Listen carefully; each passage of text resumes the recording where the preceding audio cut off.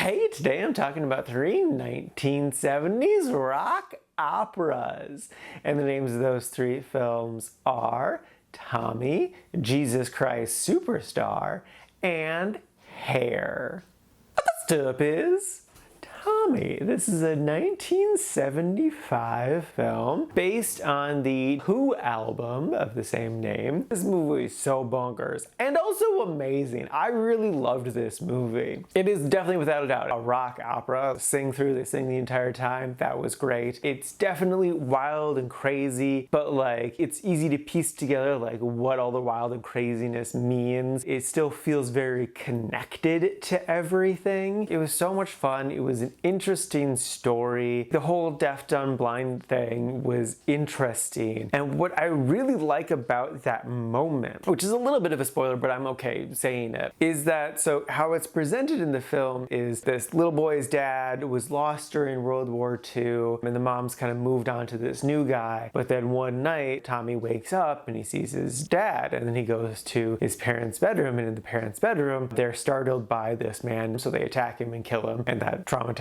Tommy for the rest of his life. So maybe Tommy did just witness his mother and stepfather murder his birth father, potentially, and that's what did it. Or maybe the parents didn't hit the original dad, maybe they freaked out when they just like saw Tommy there and just like hit him on accident, and that's what caused it. Or maybe the metaphor is even further in that like he witnessed his mom and stepdad having sex or something, and that's what traumatized him. We're watching this scene from the point of view of this 5-year-old kid, and so who knows what he's actually seen, because I doubt he really even knows. And so like I think there's a lot of different ways to interpret that scene, and I think that's so interesting. Taking it for surface value is totally legit, but I definitely think there's wiggle room in there for what actually happened. One of my favorite moments was when he was sexy Jesus in an Iron Maiden. I wasn't expecting Tommy to be so hot, and then he just was, and I was like, oh shit, okay.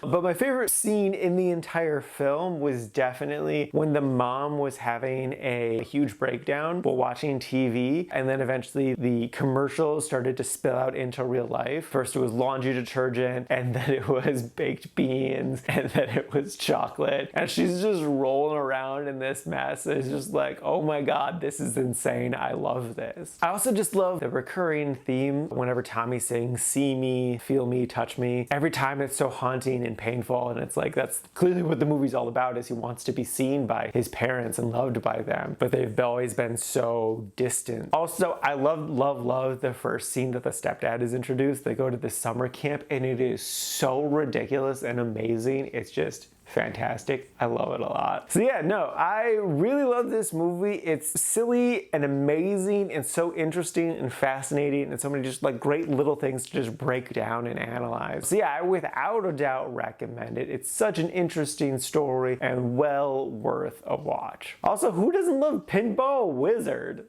That deaf, dumb, blind kid just plays the mean pinball. Okay, whatever. Next up is Jesus Christ Superstar. This is a 1973 Andrew Lloyd Webber production, and it was pretty interesting. If you're unfamiliar with the premise, basically like a bunch of hippies go into the desert and recreate the story of Christ's last few weeks on earth, and it's very stylized, and the costumes are very modern 70s clothes mixed with some 50s stuff. They have like guns in there, and then like also traditional Middle Eastern attire. So like it's a whole mishmash of things. Without a doubt, my favorite part of the movie was Judas. Judas kicked ass. He was such a great singer firstly, but he was just such an interesting, compelling character. I liked what they did with him, how they used him in the story. He really made this movie for me. The songs were definitely fun at times and interesting. I did find myself a little bored at times, and I think the reason for that is because, this is gonna be like a weird statement, I don't feel like they did a whole lot with the story. They're really just telling the basic, simple version of the last few weeks of Jesus' life. And I can understand why they did that, because they are going very much out there with doing this big, theatrical, ridiculous version of it with the visuals, and you know, again, having like these Roman soldiers carrying around guns looking like Nazis. So it does make sense to have it very grounded, but like I've seen that story so many times. And personally for me, whatever I I watch a new interpretation of the Gospels, what I most like is to see how different people interpret the miracles. And there's a lot of different ways to look at that and to kind of put that into a real world context. And the way they did it here was basically by not doing them. I don't think they did a single miracle. So yeah, I still enjoyed it a good solid amount. I definitely found it interesting. The performances were good. They definitely swung for the fences. I mean, it's been 50 years, so like this isn't the most crazy interpretation of the Gospels ever, but it definitely was without a doubt a trailblazer for its time, and I fully acknowledge that. I'm grateful for it to go for that. I would recommend it. It's a worthwhile experience. I just don't think it's going to be one I'm going to really revisit. I think if I'm with someone and they want to watch it, I'm not going to say no to it, but I don't think I'm personally like going to go out of my way to watch it again. Like, it's good, it's just like, you know, not one of my faves, so yeah.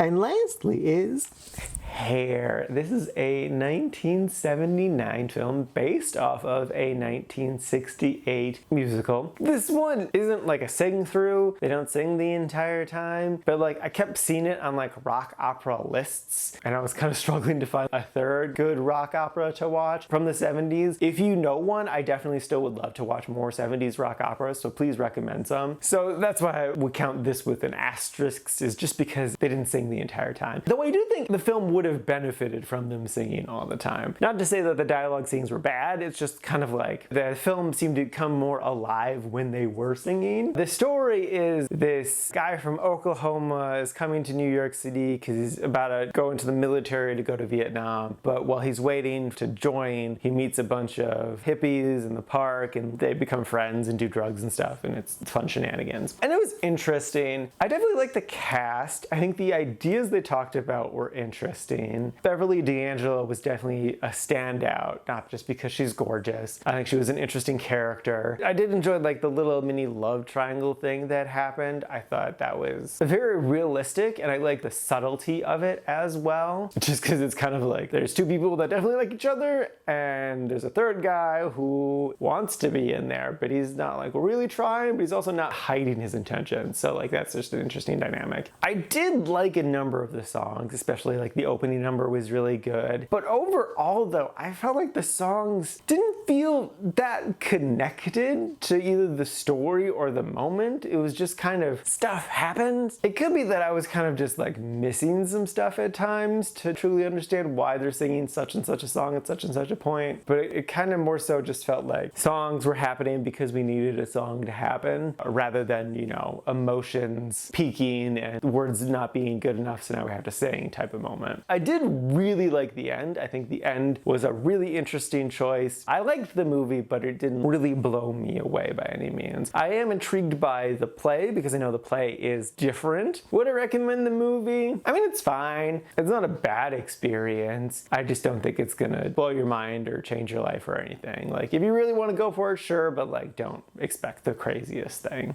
So yeah, it's decent.